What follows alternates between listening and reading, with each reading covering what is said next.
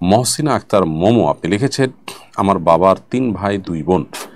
আমার বাবা মারা গেছেন 1 বছর হয়েছে, কিন্তু এখনও আমাদের প্রাপ্য জমি বুঝে দিচ্ছেন না।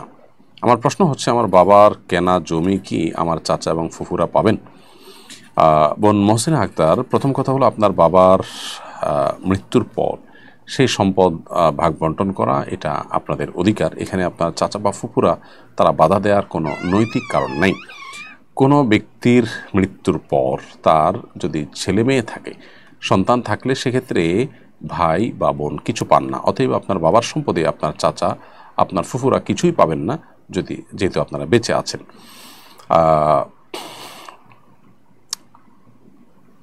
অতএব আপনার বাবার সম্পদ যদি হয়ে থাকে, সেক্ষেত্রে এক্ষেত্রে আপনাদেরই অধিকার মূলত।